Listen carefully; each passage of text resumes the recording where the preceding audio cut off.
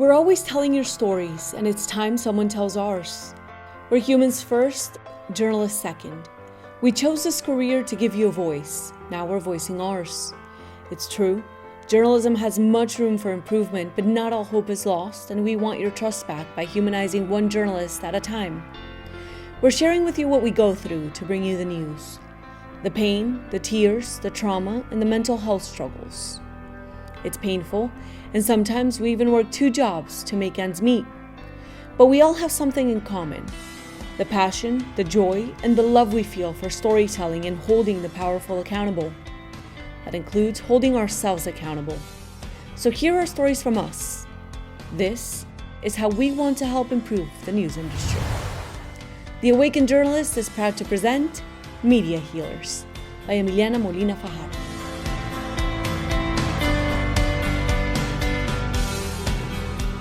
Hi everyone, thanks again for tuning in to The Awakened Journalist and our special project, Media Healers. Today we have a very special guest and we're going to do things a little bit differently. Her name is Melissa Sandoval. She's an Emmy Award-winning journalist and a 6-time Emmy Award nominee. Melissa graduated from the Florida International University with a bachelor's in broadcast journalism and a minor in photography. She's worked at Univision Network as a social media manager, and she's reported for Mundo Fox 8, a local news station in Miami. She has also been a multimedia journalist in Denver, Colorado, and in 2018, Melissa moved to San Diego, California, where she is currently an anchor and reporter for Telemundo 20 and NBC7. Here, she covers local stories, immigration, and crime. But Melissa will actually be taking over the interview today, and she will be interviewing me so that I can tell you guys a little bit about my story and how Media Healers and The Awakened Journalist began. So Meli, go ahead and take over. Thank you, Emmy, so much for such a beautiful introduction. Before we dig into, I know this is a very special, hard, and challenging topic for you. So before we dig in, I just want to say thank you. I feel so honored, so grateful to interview you, not only because you're one of my best friends, but you're one of the best journalists that I have ever met. So without further ado, let me introduce you to you guys, Emiliana Molina. Emiliana is the founder of The Awakened Journalist and Media Healers.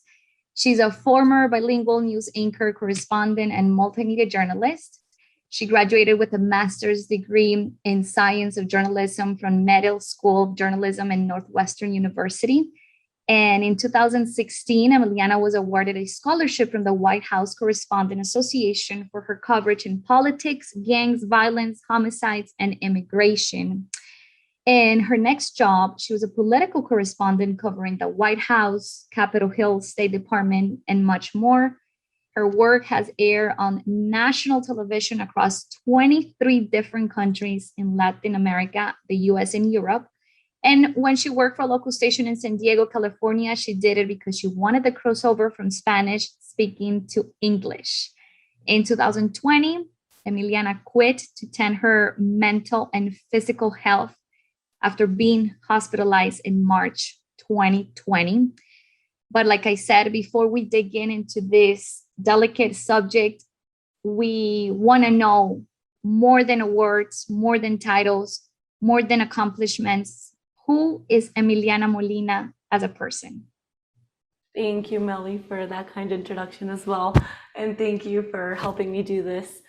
So this is always a really hard question because I used to define myself and my self-worth with my titles, like being a White House correspondent or being a journalist, until I realized that that's what I do and what I work in. It's not really who I am. So because when you do take all of that away, then who are you? So I guess I'm a daughter, I'm passionate at life, I'm enthusiastic, I'm a lovable person, I'm a friend, I'm a sister. I do think part of me is definitely a journalist and a communicator. It just runs in my blood and I'm passionate about it.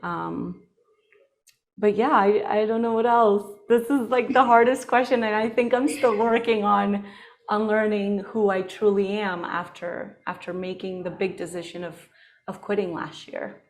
And I thank you. I mean, you're in your right to feel this way because we always basically define ourselves by what we do and not who we are. We have a lot of values. Like you said, you have different roles as a sister, as a daughter, as an immigrant. So it's fine to feel this way. And thank you so much for opening up this space because a lot of people are obviously asking why you did this. But before we dig in a little more into this, uh, tell us a little bit more about this project, the Media Healers, and why did you decided to tell your story now? I mean, I kind of know it, and I know it's been a long coming way, challenging, hard. So props to you for doing this today. And tell us how this little project started and what's your envision for this. Mel, so I mean, in the back of my head, I think I always kind of wanted to do my own thing. I knew I didn't really feel comfortable being an employee, but I never actually thought that I would ever do it or that life would kind of force me into doing it because my mental and physical health took such an extreme toll that I was literally forced to quit to take care of my health. Um, and Media Healers, I think, came to me while I was meditating during a lot of what I went through last year and a lot of the healing process that I'm still going through. And realizing that if I needed help with mental health, if I needed help coping with the trauma, the stress, the anxiety, and I guess, the psychological impact that comes with being a journalist and with covering hard news stories like homicides, like natural disasters, then I'm pretty sure a lot more journalists needed it as well. And I've come to find through Media Healers that not only am I healing every time I interview a journalist, but I feel like my life has purpose and meaning again. And I feel like I'm doing this service for a good cause and to help journalists on their healing journey and to help improve the news industry because a lot of us are quitting. I'm not the only one, and I've known and heard of a lot of journalists who have quit in the past year because of burnout, because COVID took a toll on their mental health. But it's not just the pandemic, it's the industry itself and the way we've been working or overworking that has led to burnout and to mental health struggles that definitely need more awareness and more light. So I think that's kind of where Media Healers is at now. Just telling individual stories of other journalists so that, whoever is going through a challenging time in the industry right now can maybe find comfort or a safe space in this podcast to deal with their struggles and to make important decisions like leaving the industry, or whether that's taking short-term disability leave or whatever the case may be, but helping journalists understand that it's okay to feel this way and to take a mental health break because we do extremely hard work. And I think that you touched a point, very important point, where you mentioned what we go through, but it just looks so pretty on TV, so perfect. But people have no clue what happens behind camera, right?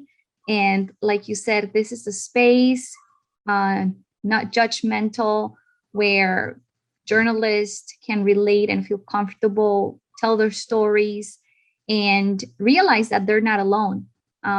Like you mentioned, you are not the only one. There are a lot of journalists leaving the industry because they can't handle trauma, mental health. And it's simply because a lot of the journalism programs and newsrooms, um, they don't have the significant investments to provide mental health support for their employees. So props to you for doing this. Thank you. Why did you decide to become a journalist almost what, 10 years ago or around that? Yeah, I know. We're getting old. So I originally was gonna actually be a psychologist, and both of my sisters, my older sister and my younger sister, are both psychologists. Um, because I kind of felt like I love listening to people's stories. But when I started it, and I've always been intrigued with the brain and human beings and how they work. But I realized like this is really cool, but I don't think I want to sit in a room all day and listen to people's problems. So I was kind of questioning my field and what I wanted to do with my life when I was at FAU as a freshman. It was in my first quarter actually, and then for some reason I ended up going to an administrative building and stumbled upon Owl TV News, which is the local student-run TV station for Florida Atlantic University. And I kind of walked in and I saw the cameras and the news desk, and I was like, oh my gosh, I want to do this. Like, what is this? I felt like it was my calling, and I enrolled. I started working for them as an administrative assistant and kind of learning the ropes. And then I quickly moved up to being a reporter, but being part of the staff. So I was actually getting paid as a student. It was like $8 an hour or $7. It wasn't much, but I was getting paid, it was great. And then I quickly moved up to become the news director for that station. And I was running a team of about, I want to say 10 to 15, 17 students, teaching them how to be reporters, how to be anchors, how to be on camera, how to edit, doing workshops. And it was really, really amazing. It was a great experience. And that's kind of how I guess I catapulted into becoming a journalist. Sorry to interrupt you. It was like love at first sight. Literally, it was love at But first I sight. mean, you were handling so many people. It was a challenging for such a young person. It was very challenging, but it was amazing. I don't know why. I've always loved inspiring other people, and I've loved like being a leader. I feel like it just comes natural to me. Like every time that I am speaking with someone and I can tell that they're being inspired by my story, or that I'm encouraging them into making a difficult decision or empowering them, it just kind of like fills my soul with happiness. I don't know why, but I've learned it's part of my essence and it's part of my mission. And I think that's why I'm loving doing Media Healers so much, because I feel like I'm empowering other journalists through my story and through their own story. Definitely you are. And talking about that fulfillment, tell us a little bit about what has been the most gratifying story or moment that this past 10 years have given you in the journalism industry. Oh my gosh, Mel, that's such a great question, but it's so ironic because it was literally last year the most gratifying moment in my career before I quit, when I knew I was going to quit. And I was literally hitting rock bottom in my personal life and in my work life, I guess, just because I was struggling with so many mental health issues, physical health issues. I was going through a lot on my personal life. And I ended up finding comfort in diving into my work and telling the story of a Cameroonian detainee who was about to be deported. His lawyer was fiercely defending him, trying to get him to stay in the US. And she had all the proof and all the evidence that he deserved to stay in the United States and seek asylum, but he was going to be deported. And as soon as he was going to step foot in Cameroon, he had an arrest warrant and was most likely going to be assassinated by the government, according to his lawyer. So I dove into all the paperwork. I started investigating, and I found that she had a really great case, and I decided to tell his story. So when I spoke to his lawyer over the phone and she told me that he was about to be released, it was extremely gratifying because she thanked me because our story that had aired at our local NBC7 and Telemundo 20 news station in San Diego, California, had helped in his release. It just felt so rewarding. And it felt like my job had a purpose and had a mission. And this man, you know, every time I used to speak to him over the phone on the detention center to interview him, he just constantly said, I have no reason to live, especially if I'm going to be deported. And, you know, even though this is our job to tell stories, you can't not be impacted by the heaviness of those words. And when he was released and I was able to speak to him again, he was so thankful. And, you know, he just kept saying, thank you because you gave me a voice, you gave me a voice. And at the end of the day, that there's nothing more rewarding than being able to help someone and save a life. I mean, can you ask for a better outcome? That is beautiful.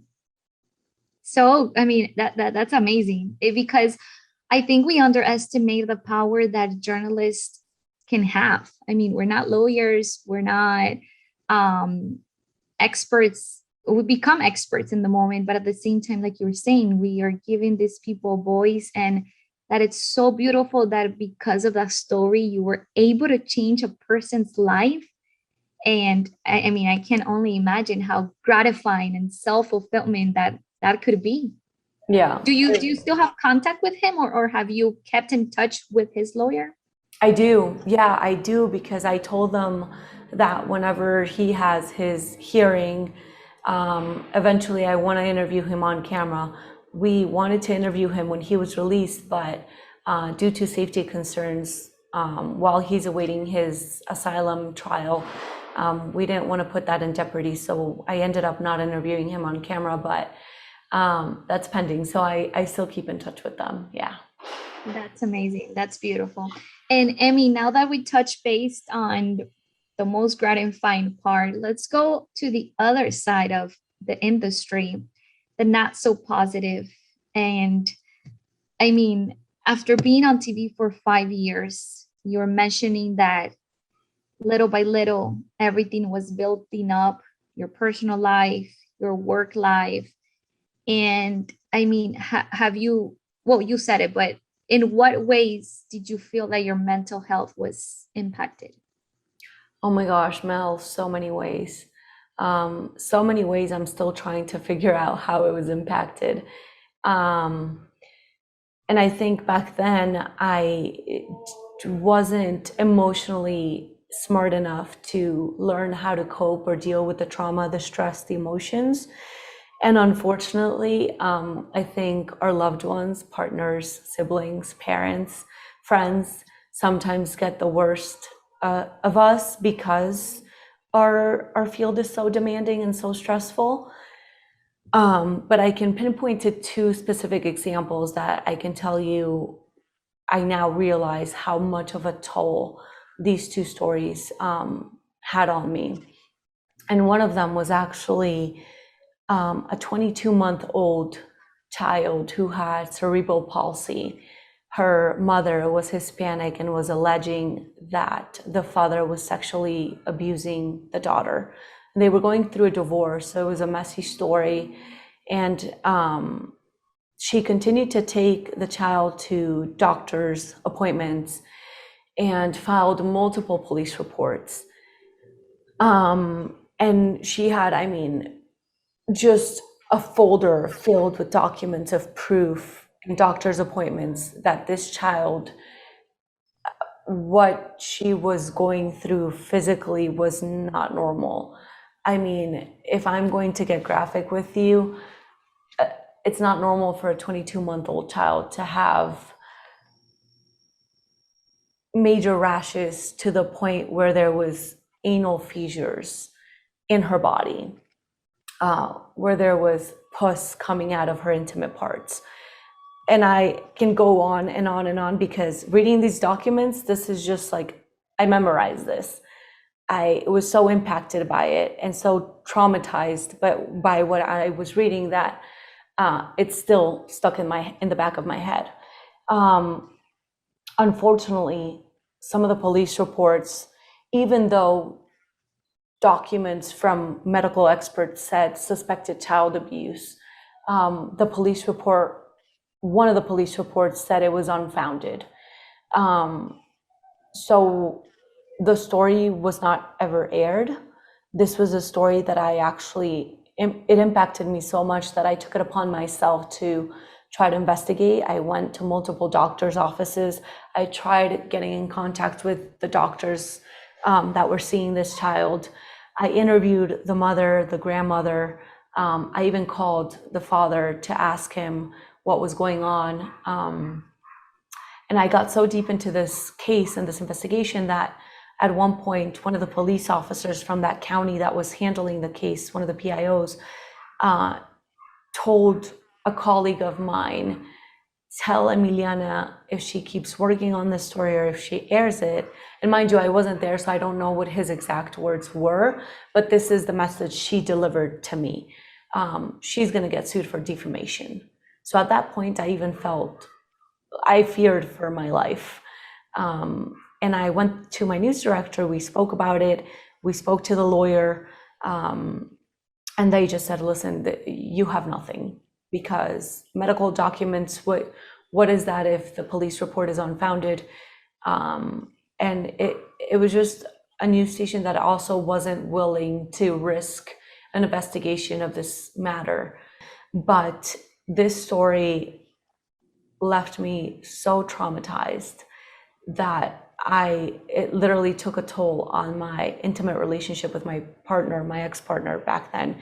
And I couldn't even be intimate with him for a while.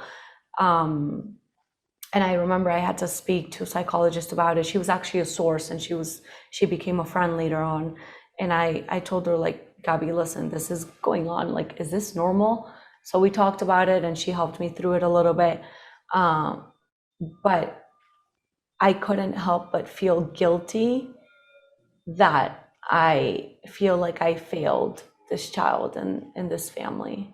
Stories like that back then made me question my self-worth and my job as a journalist, for sure. I can't even imagine how hard it must have been to talk to the parents of this child. But like you mentioned, you became so attached to this story that sometimes it's even hard not to get that close to a story we're covering. And I mean, that guilt, we have all felt it when we cannot pursue a story.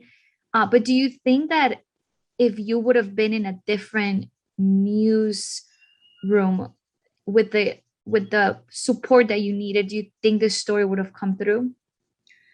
Well, I mean, before I answer that, Mel, to add to the feelings of guilt and the feelings I had when I met the parents, like the mom and the grandma, I also met the child. So you can imagine how much more difficult that made it on me. And, I think that's a very good question and hypothetical question. I I don't know what would have happened in a different newsroom. What I do know is that the newsroom that I was in was not supportive. And it wasn't the best environment to where I felt like I could do meaningful work, which eventually led to me quitting. So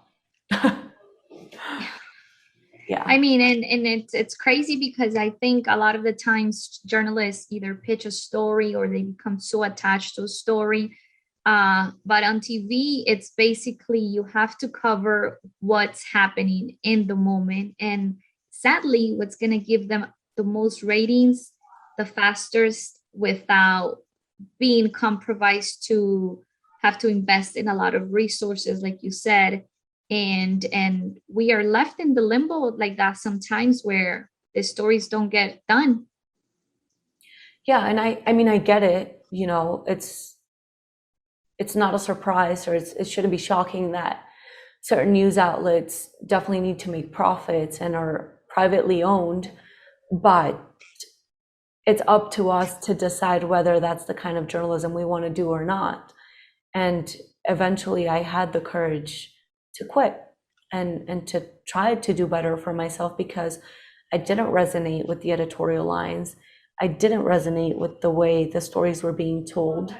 I felt like a lot of stories were definitely playing to the audience's fears, and it didn't feel good, and it didn't feel like my job had meaning and purpose. And if I can't find meaning in my work, then why even bother? I'm not a person that can just sit there and do a 9 to 5 job and just show up to work. Like, I need to find meaning in what I'm doing.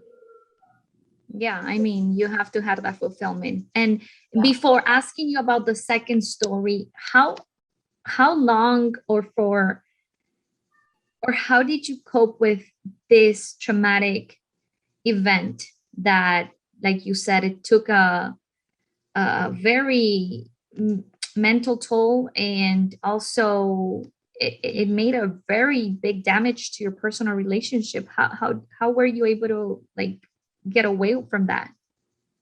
I think I'm a lot more aware now than I was back then, Mel, but I think back then I really didn't know how to cope. So I was either getting extremely depressed and spending all weekend binge watching Netflix and eating ice cream, um, sometimes taking it out on my partner with anger, or irritability, when what I was really trying to express was pain and sadness. Um, and also, I started realizing when I worked at that news station, where it was my first job on camera and I was a multimedia journalist. Um, and my shift was 2:30 p.m. till 11:30 p.m. Our last newscast was at 11, so I would get home at midnight, sometimes 12:30, sometimes even 1 a.m., depending on how far the story was. But I realized that I started buying a lot of wine at the grocery store, and I would come home at midnight and have a glass of wine, to go to sleep and to cope. And it wasn't until my partner back then pointed out, like, hey, you know, I've gone through this before, because he has a family member who's an alcoholic. And he said, I'm not saying that you're heading that way, but I'm just worried and concerned that, you are starting with a glass of wine after work, and then maybe drinking a little too much on the weekends, because if I wasn't binge watching Netflix, I was definitely partying on the weekends. And I was like, luckily, I don't have an addictive personality. So I was like, no, I have it under control. Like, I'm fine. But till when do you really have it under control? And a lot of journalists, unfortunately, are alcoholics and deal with the stress, the trauma, and the anxiety with alcohol. So it was 2 warnings that I saw. First his, and I was like, okay, I'll be more mindful, but like, I'm fine, I got this. And the second one was, I think, privileged enough. And I say privileged because I see it from my own perspective, to see a colleague showing up to work and anchoring the newscast, slurring their words. I'm not gonna say if this person is a he or she, because I don't want it to be easy to pinpoint who this person is, but I was watching them slurring their words. And that's when it hit The me. wake-up call. When I think I have a handle on it now, but when will I not? And this is not the way that I want to deal with it. This is not the person I want to be. I think my colleague for showing me what I don't want to become. And that's when I kind of just stopped buying wine at the grocery store. Wow. I need And, to find a and place to sleep. it's crazy that you mentioned that, because you know what they say about journalists: we wake up with coffee, we go to sleep with wine. I mean, it sounds like a joke, but it's true. It's true. And like, as I'm telling you this, like, my chest hurts because I'm saying this and speaking about this publicly for the first time. And I hope that if journalists who are listening to this feel like they're on their way to cope with the stress in unhealthy ways, that they be more mindful about their choices, because it's a hard field, but there's definitely better ways to cope with the pain. Yeah, absolutely. And to seek for help before it's too late, like you mentioned. Exactly. What was that other story that really touched you and impacted your mental health? Okay, so the other one was actually the shooting that happened in El Paso, Texas, at a Walmart. I was at a different news station then, and I think we flew out for 4 days. It was like 3 nights and 4 days, and just began working right as soon as we landed. And we worked till midnight every day, from 5 a.m. till midnight. If I remember correctly, this was one of the incidents that was being called, I think, one of the deadliest attacks on the Latino community in the history of the United States. And being Hispanic, it kind of hits you. But not only that, this shooting happened, and while I was there, it was my birthday. So I was dealing with a lot of emotions, a lot of pain, the heaviness of the victims, what they were going through, reporting on the shooting, because I believe at least 23 people died. And I was at a funeral home covering, family members that were trying to figure out how to get their loved ones to Mexico, and doing that paperwork, because this community is on the border. So a lot of them lived on the Mexican side and would just cross over to the Walmart to do groceries and would cross back at night. And I was getting phone calls from family members and friends who were like, "Hey, happy birthday. What are you doing? How are you celebrating?" And I'm just like, I'm celebrating. I guess I'm grateful to be alive because I'm at a funeral home, and I'm covering the shooting in El Paso, Texas. So just kind of like, it doesn't hit you until you're done with that news coverage. Because at that moment your adrenaline is rushing. You got to get the story out. You got to do, oh my gosh, I was doing like 10 live shots a day. I was anchoring the 8 p.m. newscast, and I was improvising the whole newscast because we didn't have a teleprompter. So you have to do so much planning, so much logistics. You have to memorize all the information to make sure that you get it right on the first hits, especially for anchoring that newscast. And I just didn't have time to process any of it until I got back home. And I think I sat on my couch. I got back home to Washington, D.C., and my sister calls me and she's like, "Hey, how are you doing?" And I just literally broke down and just started bawling. And I couldn't even gasp for air or to tell her how I was doing, because one, I didn't know how I was doing. Two, I wasn't understanding my emotions. And thank God she's a behavioral analyst and a psychologist. So she was like, breathe. It's a lot to process. It was your birthday. You are celebrating life while you're witnessing death and the pain of others. But for some reason, you get back home and you kind of feel guilty that you just witnessed all this pain and suffering, and that now you're kind of forced to go back into your normal life and show up to work the next day. Like they say in the news industry, the previous story, it's going to be forgotten. So you're as good as your last story. You're as good as your last story. Yeah. Exactly. Because Like to I hear mean, those things. You move on to your next story, and you're as good as your last story. and nobody's gonna, I mean, they're gonna remember that. It was such an impactful tragedy that happened, but the news happens so fast that you have to, like you mentioned, detach yourself from that moment, from those emotions, and go on with your life and cover the next story that you don't even have time to process what you just went through.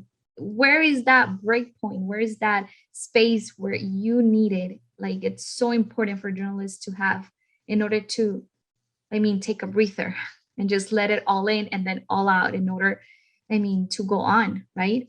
Yeah. And nobody trains us on that, Mel. I mean, we're trained to tell stories, but nobody trains us on how to deal or cope with the trauma that come with those stories sometimes. And and yeah, I went to work the next day to anchor the newscast. Um, and it was just like, I remember that weekend, I think I literally just slept in all day and just didn't even leave the bedroom. I mean, only to eat, because you need to process it. You need to take that mental health break. And the news industry can do a better job at giving journalists those resources. And it's a conversation we need to have. Like, Absolutely. after this kind of coverage, we need to at least give resources or mental health counseling, and even give the journalist or the reporter and the photog mental health days off, Mhm. process and to cope. Because I can only think and relate to you in that moment. Calling in sick the next day would only make you feel like weak, right? But if we were having, if we were in an industry where it was the rule and not the exception, where after covering these strategies or these hurtful events, taking a mental health day, it should be, like I said, the rule and not just the exception. Did Exactly. you feel like that, like you couldn't even like call in sick the next day because, like you said, it makes you feel weak and it makes you feel like you're not prepared to do these things? Not just that, but my boss, who was a main anchor, I was the backup anchor, he was out on vacation. So the newscast fell on my lap. And we had one more backup, but she also had a newscast to deal with. So I felt like all the weight fell on me. And sometimes that happens. Sometimes we don't have backups to cover us, so we have no option but to show up to work. Yeah, so hard. And for those of you who might not remember, this was the shooting where the alleged gunman from North Texas drove 10 hours to El Paso. And in his own words, he said, I mean, on the online platform, stop the Hispanic invasion of Texas. And that's already hitting you directly to your heart and to your essence because you are Hispanic. And you mentioned earlier that you noticed when you got back home that during the coverage you had turned off all of your emotions, because obviously you got to put on the pretty face and deal with it and just go with the show and get the newscast and the news report done. But when did you realize and how did you realize that you had turned off your emotions? So that's a funny question, and that's a great question because I didn't until I seeked help, a mental health professional, and I started speaking to her. And she works with this really cool method that's called emotion code. And she really dives deep into your emotions and the root cause of why they're happening. And in one of the sessions, um, we got to the bottom of the fact that I had turned off my emotions. So this is similar to detachment. So feeling like separate or disconnected from your emotion. It's not necessarily being desensitized, which is just becoming less sensitive to situations. It's just for some reason, somehow your body, and I'm not a mental health expert, so I'm explaining it from my own personal perspective and how I felt it. my body and my emotions, my physical body and my emotional body become completely detached. And in order to cope and to tell the story, I just don't allow myself to feel. And I guess those moments of feeling came whenever I got back home to a safe space and I had time to just break down and cry, or when I was in a bathroom or in a car driving and certain songs came up and it just triggered that feeling, that pain, and I just broke down and cry. But a lot of the times what happens is, I mean, my face swells up every time I cry. So I have to really repress it, because if I swell up, I can't go on air on a live shot speaking about the news story. So that's what ended up happening to me a lot. It's I repressed those emotions, so I forced them even more to become more detached and ended up turning them off. And eventually that turned into a lot of mental health and physical health issues. I mean, in Washington, D.C., I ended up taking medication for anxiety. I was taking propanol for a while until I decided, like, I can't, there's no way I can cope with this. You know, I don't want to take medication. This is not okay. And I threw all the medication out in the garbage can. And at another point, actually in San Diego, California, I got diagnosed with asthma because I couldn't breathe. And they thought it was asthma, but really I identified later on that it was panic attacks. So it's just, if you don't deal with that now, you let it build up and you are going to end up collapsing or burnt out, and it is not healthy. Don't do it.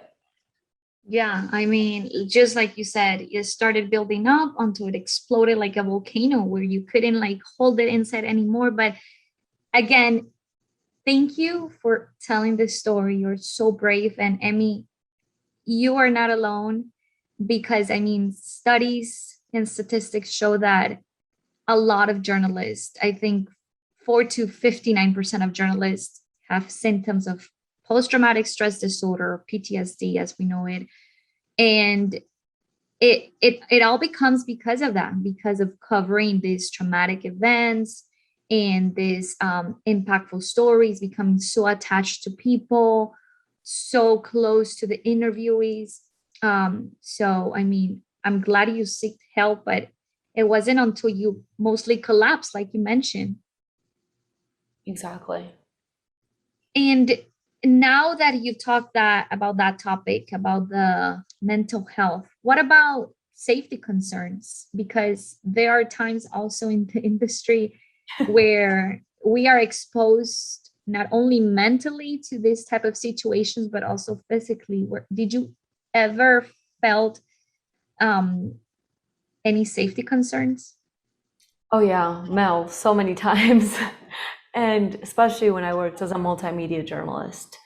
I mean, I can pinpoint to two specific sexual assaults that occurred to me while I was on the street, because I did have a night shift, and most of the times I was sent out to cover news stories on my own. This included homicide scenes, this included gang violence, and even sometimes it happened often where the crime scene had been already evacuated by police officers. So I was there on my own. And it was very scary. I was constantly on alert mode. I was constantly on defense mode. And one of the incidents, I remember I was going live at a 6 p.m. newscast, and I think it was a robbery at a 7-Eleven. I mean, it wasn't even like a big story. And I blame myself for not learning how to draw boundaries back then, for not knowing my self-worth, and for not really understanding that no story is worth your life. Because what happened is that this male stood 2 feet away from my camera and was smoking a cigarette in front of me. And I was a multimedia journalist, so I was recording myself to go live on my own. And I was writing my own script, and I was driving to the story, and I was calling to get the interviews. And this man was just standing there. I was about 4 minutes away from my live shot. And I just turned on the live view and called through my IFB to the newsroom and said, hey guys, listen, if anything happens to me, I'm going to turn the camera right now and record this male. I'm asking him nicely to please step back, and he is not moving back, and he's staying there. And as I recorded him, he kept just going around me, and I just kept following him with the camera. And everyone in the newsroom was like, Emmy, like, are you okay? Are you sure? Like, you want to go through with the live shot? This was the photogs. This was not the news director. You know, and I was like, I'm fine, but like, we just make sure you take me at the top of the newscast because I need to do my live shot and I need to get out of here. I don't feel safe. But at that moment, I should have said, I don't feel safe and I need to leave. Yeah. But I couldn't cope with the guilt that would come after canceling a live shot. So I didn't want to cancel the live shot. I didn't want to feel like I failed at my job. So I dismissed my safety concerns and went through with the live shot. And when I asked this man, when I finished the live shot and I asked this man to please move away, he just even moved closer, grabbed his cigarette, looked me up and down, and just blew the smoke in my face. And I just grabbed the equipment, literally threw it in the car, got in the car, and drove away. And I drove away. I remember one of the photogs called me and was like, Ami, are you okay?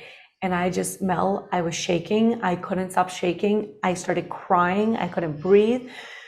And I was in shock with the whole situation. And I realize now that I put myself in a very dangerous situation. And although nothing worse ended up happening, I'll never It could have happened. It could have.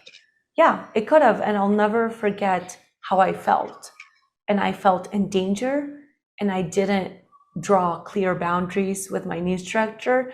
And I didn't say, I don't feel safe. I am not doing this live shot.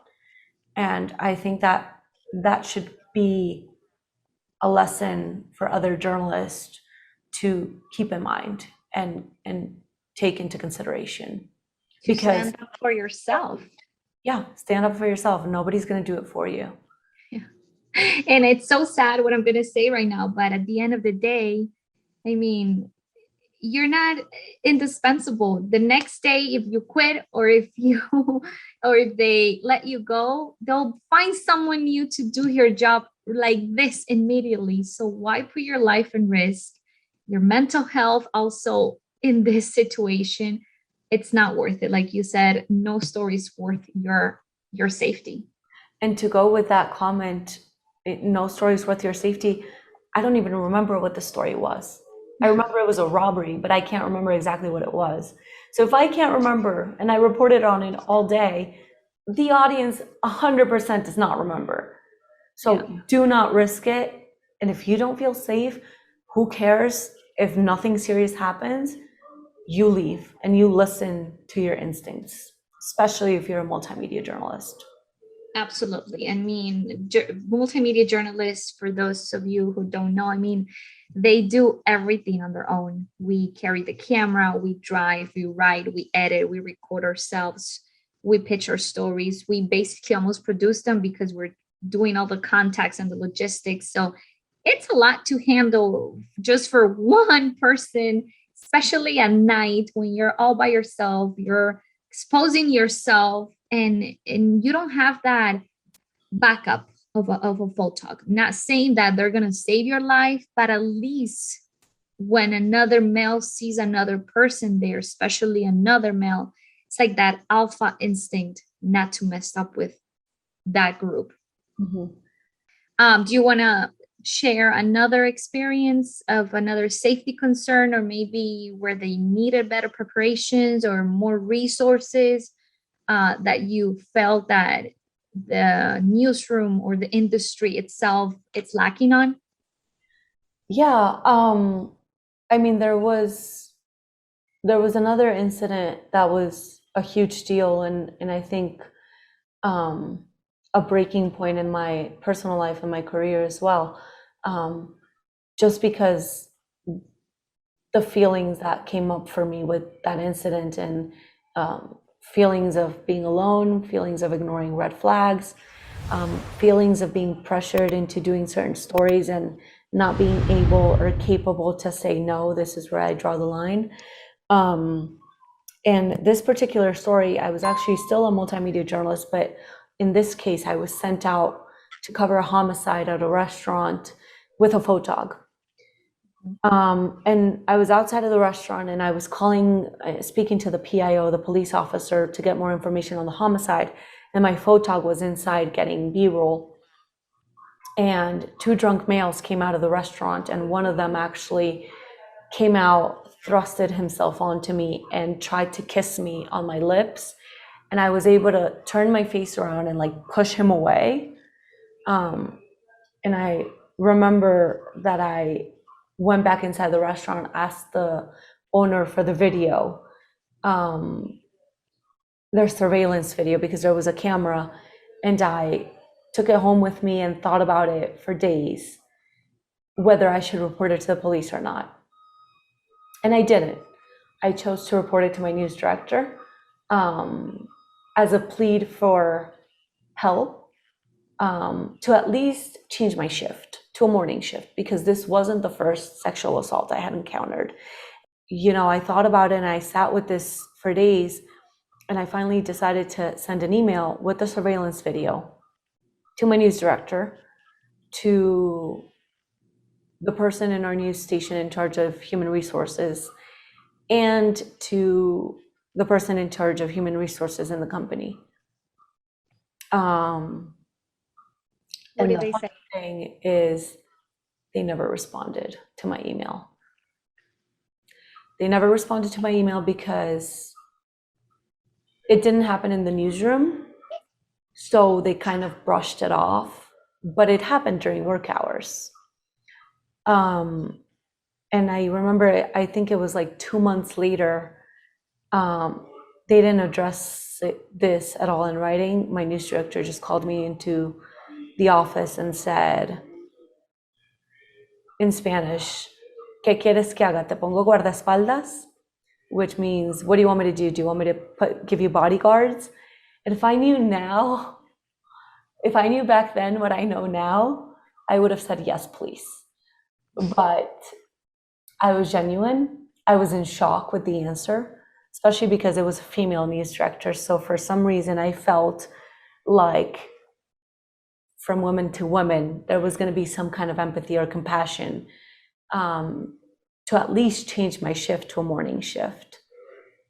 And that's when I really realized, like, wow, I'm so alone. Nobody's here to save me. I need to step it up and empower myself.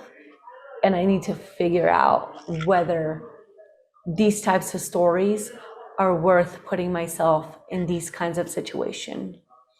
And I think I've done a lot of self-work to build myself up, to build up my self-worth, to have that courage to speak up and say, this is where I draw the line. And this are my... Let me stop you right there, because I think a lot of us, we go through that stage at the beginning where we're just starting out. And let me ask you, or not how many incidents or how many years, but when did you know that it was time to set those boundaries, that you realized that if you didn't do this, this was eventually in the future going to compromise your safety?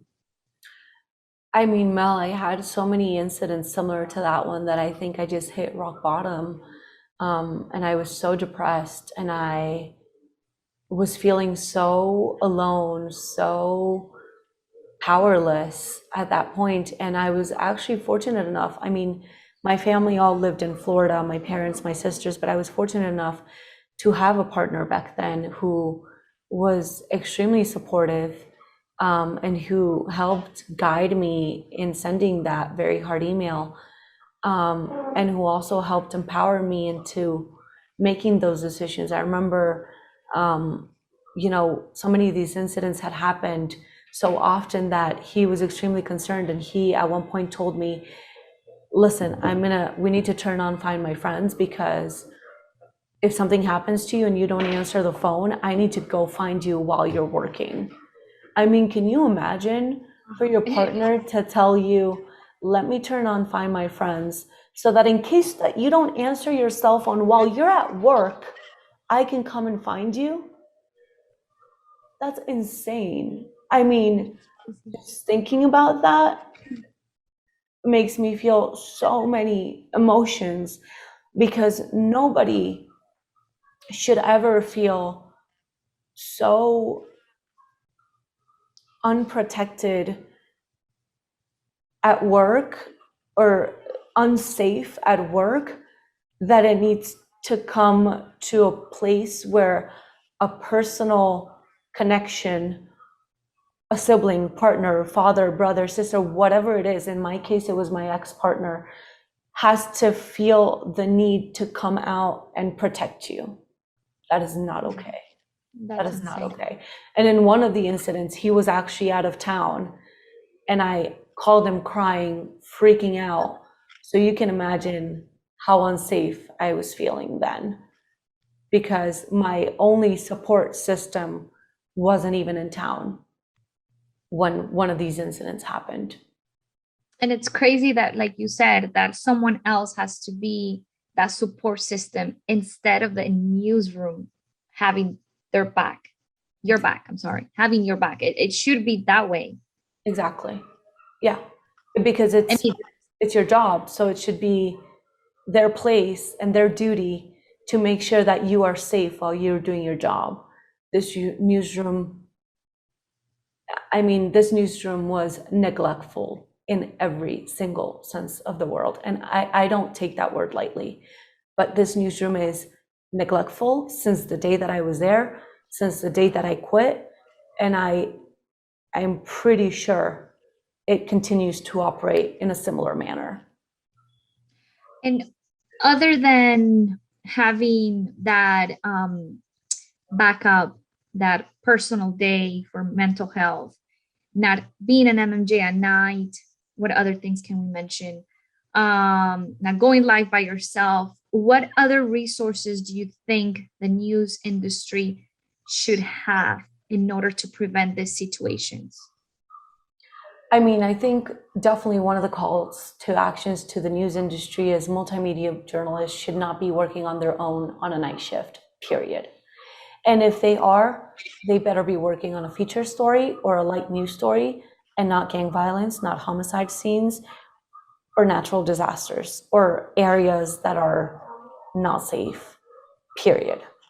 So I think that's one of my main points with this interview.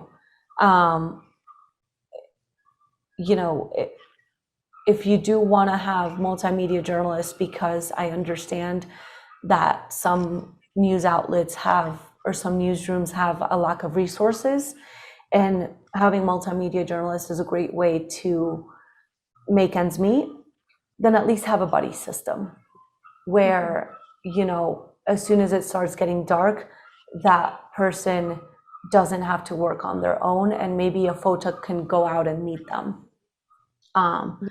And just have methods of checking up on each reporter and each journalist, and make sure that you stress enough how important it is that if a journalist does not feel safe, that they need to just get out and leave, because we've seen journalists die telling stories, and it's not worth it. It is not worth it, and the news industry can do better.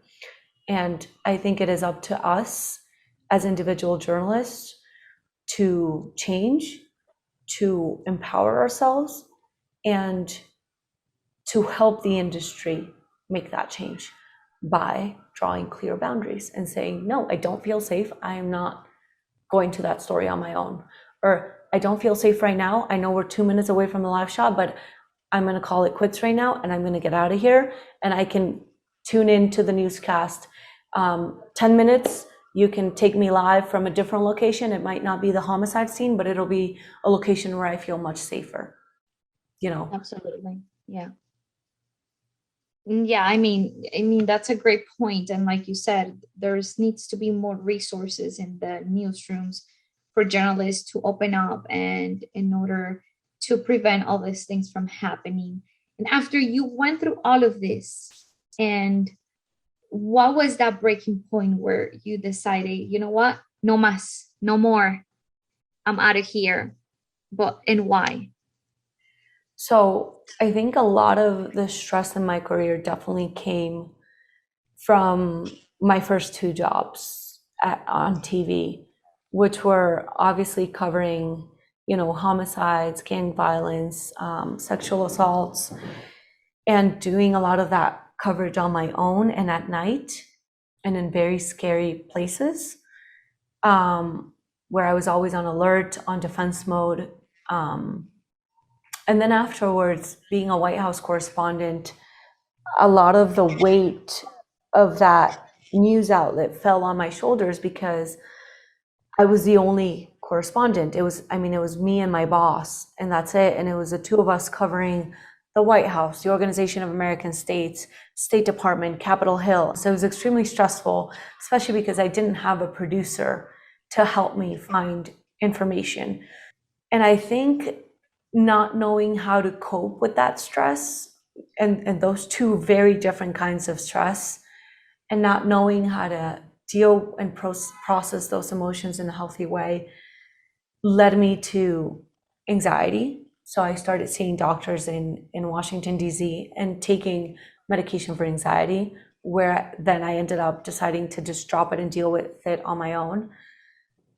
And then I moved to San Diego for a new job because there was no more upward mobility for myself. As hard as it is to imagine, there was no more upward mobility for myself within that company where I was a White House correspondent. So I decided to take a leap of faith and move to San Diego to work for Telemundo 20 and NBC7 to do the crossover in English. And it was, although I was a multimedia journalist and a weekend anchor, the stress was definitely much lower than what I was used to handling. And the workload, I felt like I had a hold on it and I had a handle on it. So it was very manageable for me. But it was so manageable that my mental health and my physical health started to catch up to me from things that I hadn't dealt with in DC.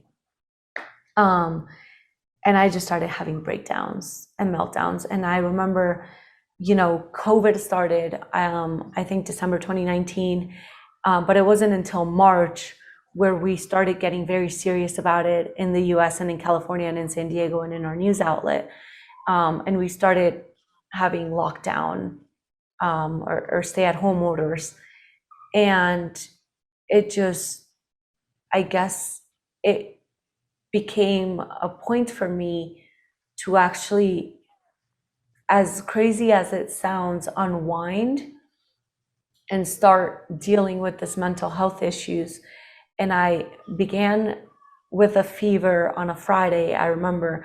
So I called my news director and told him, and he was like, okay, you keep me posted with your symptoms and call me if you feel something else. And I was like, okay. So that weekend I didn't anchor the newscast. And then came Wednesday, I couldn't breathe. So I called my news director again and I was like, listen, I'm going to go to the emergency room because I can't breathe. I don't know if it's COVID, but I'll keep you posted. So we went to the emergency room, and I was there for about 3 or 4 hours. I got all kinds of tests done, including COVID, and everything came back normal. But I couldn't even, when I tell you I was sitting on the couch and I couldn't even say or complete a full sentence because I couldn't breathe, that just shows you how bad it was. So I came back with my news director. HR was calling me like, are you okay? What are you feeling? Oh my gosh, it was so embarrassing to be like, hey, I don't have COVID, but how do I explain to my newsroom that I think it's a panic attack? Because I didn't even get diagnosed while I was in the emergency room. They were so eager to get me out of there, to get more people into ICUs, that they were like, no, you're fine, you can go ahead. And I'm like, but what? I can't breathe. Like, what? No, you're fine, you don't have anything. So they didn't even explain anything to me. I had to like figure it out on my own and continue searching for help. And that was my breaking point. That's when I realized I'm not okay. This is not okay. How am I in a freaking emergency room because I can't breathe, thinking it's COVID and it's a panic attack? And while doing this, you were still working, right? Yeah, this was March 2020. And while doing this and speaking to the therapist, I was still working. Did you feel that you still were brave enough to keep fighting and to keep working? I mean, because it took you like another like 7, 8 months for you to realize like I can't handle it anymore. Yeah, I mean, and I think, I mean, we worked together. This is where we met, Mel, and I think you remember you know, I wanted to try being extremely resilient, but I couldn't. And I called out sick, I think once a week or once every 2 weeks because I was getting just multiple infections. I was seeing doctors at least once a month. I was taking antibiotics to figure out what was going on with me. Um, and nothing seemed to work. I mean, the antibiotics used to work for a little bit, and then infections would come back, and the breathing and the lack of breathing and the panic attacks would come back. So it was a challenging year where I would literally, my I think my years of not dealing with my mental health in Washington, D.C. ended up collapsing into my physical health, taking a toll, and my finding myself in a situation where I was forced to quit. And mind you, like I was also going through personal stuff in my relationship, and I ended up going through a divorce that year as well. So that definitely played a huge role in my mental and physical health. But I definitely think that not dealing with a lot of the trauma and stress that came with storytelling also played a huge role. And this is going to be also a healing process, a way for you to express yourself and to also not close the chapter, but at least touch base and deal with it. And do you feel, Emmy, that if you would have known what you were going to go through, you would have done something different? Like if you can step up out of yourself and tell the Emiliana from 5, 6, 7 years ago, this is what is going to happen if you don't deal with your emotions, if you don't are brave enough to set your boundaries, what would you tell yourself back then to do differently? Or what if other journalists like me or younger journalists are dealing with this type of stress? What is your biggest tip that you could give them? One, I think like to go back to your point of closing this chapter, like yes, I completely agree. I think this is great closure for me, and it's also liberating in so many ways and so healing in so many ways. And two, I would have done it all over again because I am a passionate storyteller and I love communicating and I love journalism and I love its main purpose and what it stands for and holding the powerful accountable and generating positive change in communities. But what I would tell my younger self and other journalists that maybe are finding themselves in my previous position right now, dealing with mental health struggles or physical health struggles, take care of yourself. Listen to your body. Listen to what you're feeling.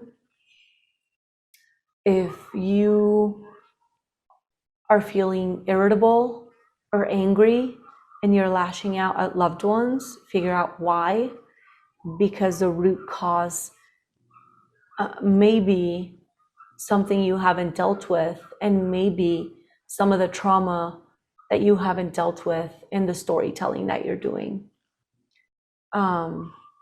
So seek for help. There's no shame in going to therapy. Exercise. Make sure you're eating, because I know we often don't eat lunch or dinner. Just because we're on deadline and we don't feel like we have time, we'll make time and eat. Because your physical and mental health will thank you for it later, or will make you pay for it later. Absolutely. I was like listening to your words and resonating because you don't eat sometimes. or because I wait until the end of the day and then I just have a big portion and then I'm like, I can't with my life no more at the end of the day. Emmy, what would you like the world to know about journalism and about journalists? Because a lot of the times we are seen as the enemy. We are seen as the bad person.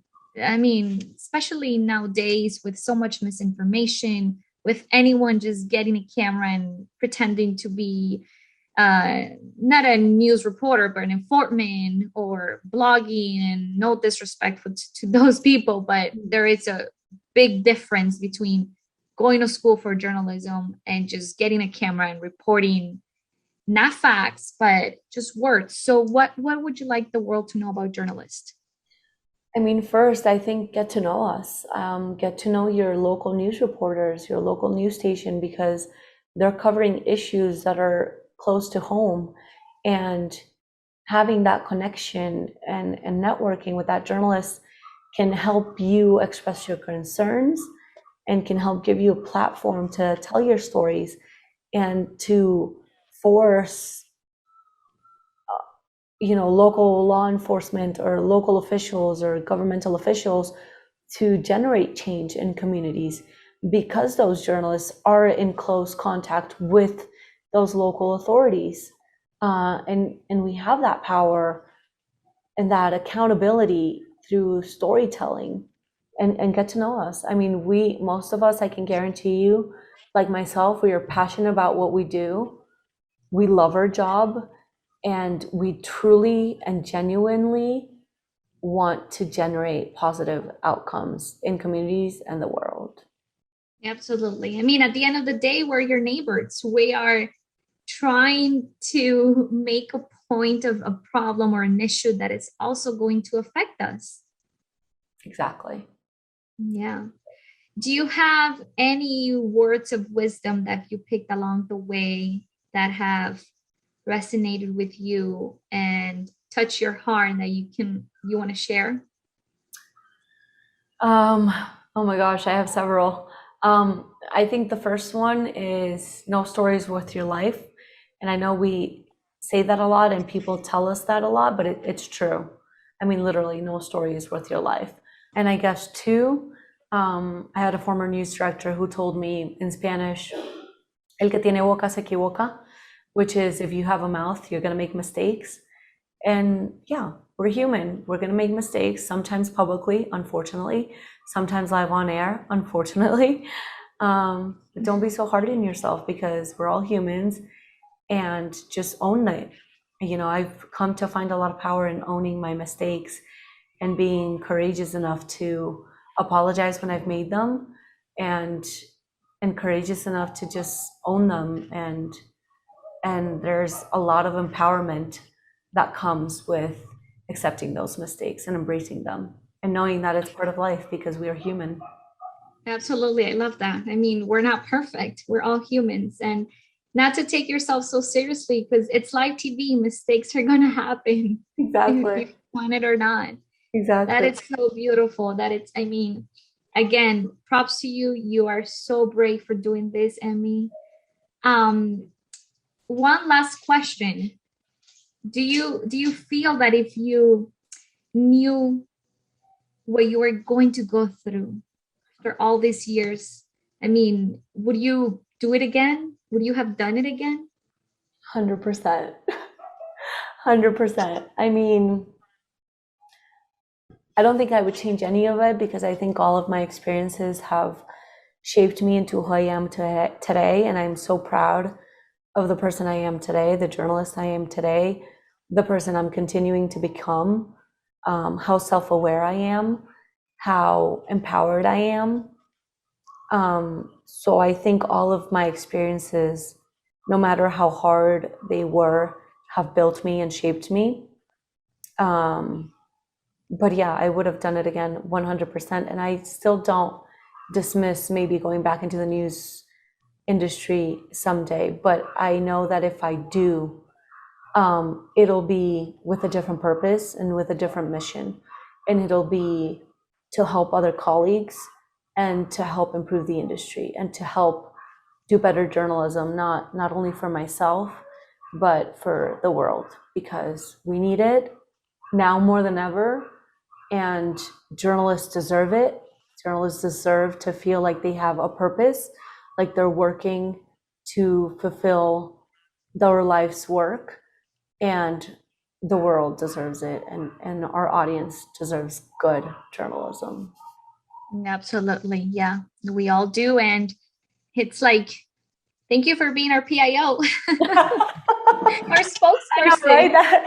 That should be my new title, PIO for journalists. For journalism. I love it. Yeah, I see you there, empowering us, giving us the tips, the good, the bad.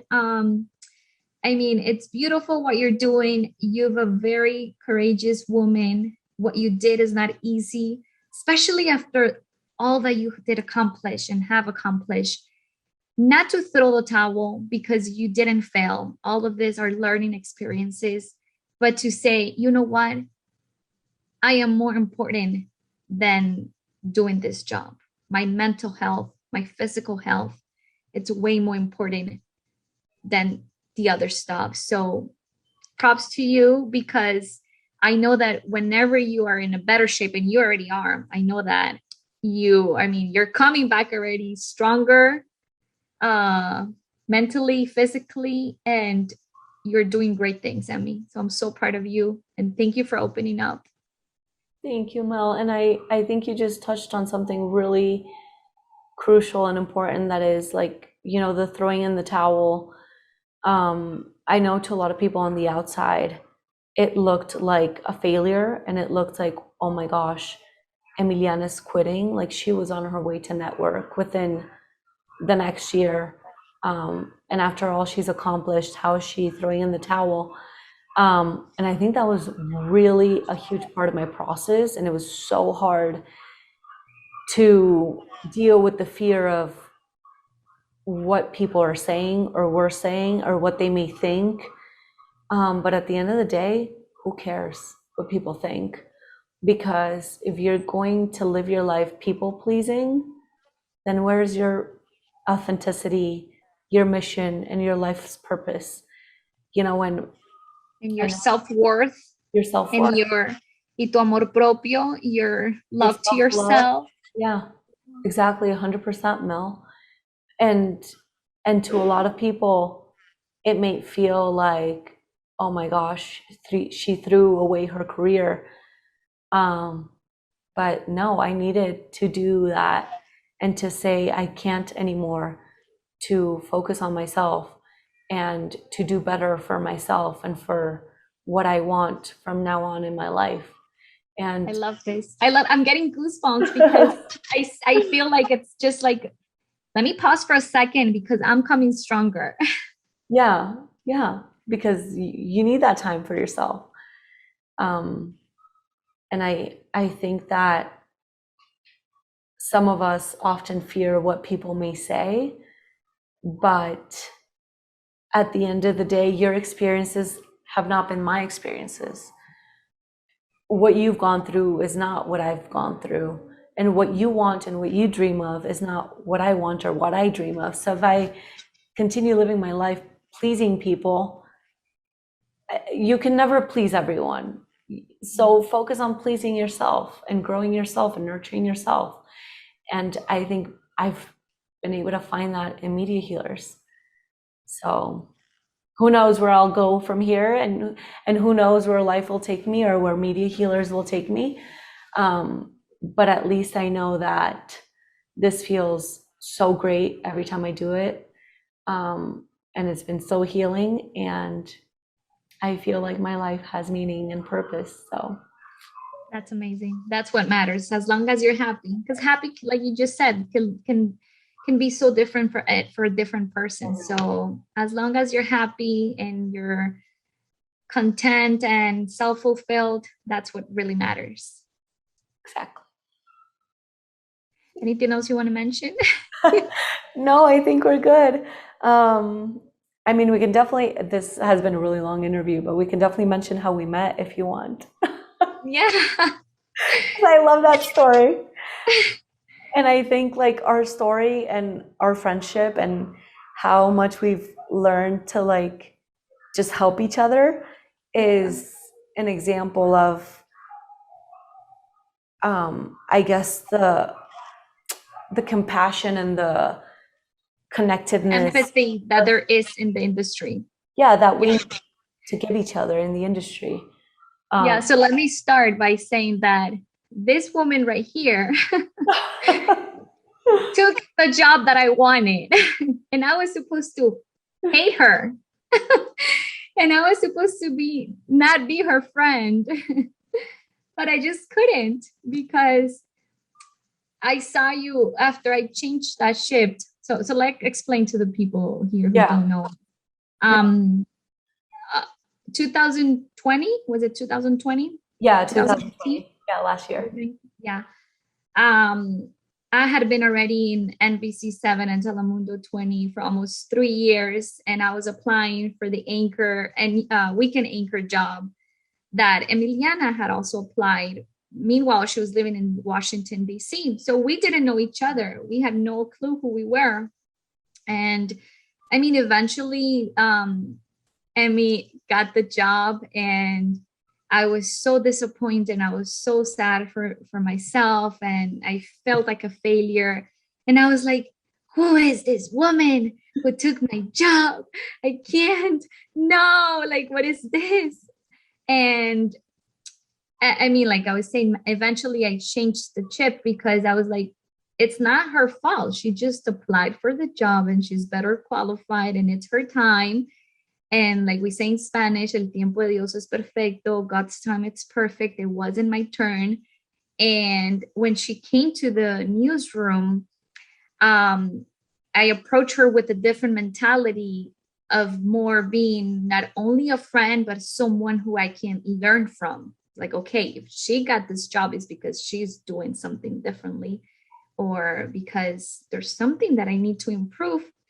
And then it just happens that we just clicked and we're from the same country and we have so many things in common and we both like surfing and we both like so many things that if we start saying the list, it'll go on and we just became really good friends. Yeah, I know, and so I'll tell it from my perspective. So I applied for the job.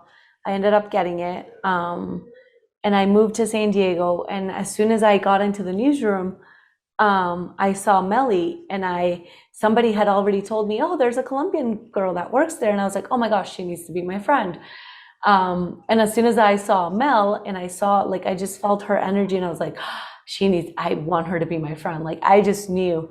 So I started talking to Mel. I would ask her for help on my story. She was so kind. She would help me right away. Such a sweetheart. I had no idea she had applied for that position. But I found out later on and I was like, oh my gosh, wow, like this is amazing. She had applied for that job and she's here being so sweet and nice to me. Like, this is so cool. And I've always had this mentality with myself that like, I always compete with myself. I don't compete with anyone else because I'm competing to be better, to be a better me. So I've never really felt like competition towards my colleagues. But the same thing that happened to Melly with me happened to me at my previous job with another anchor. I didn't get the anchoring job. Somebody else got it. And I was so upset. I was so disappointed. I was so sad. But I approached it the same way that Melly did. Like, it's not his fault. They were looking for somebody with more experience and, my turn will come. And thank God that I didn't get that job because that led to me getting the White House correspondent job later on. But to me, it was just amazing to see how, this is a great example of we need to just compete with ourselves and not with each other, because at the end of the day, we all have our own battles, our own struggles. And like, I cannot even explain to you guys how much this woman means to me, how much I love her, how much we have in common, how much she's helped me, how brilliant she is. And which is why I couldn't think of a better person to interview me and to help me tell my story.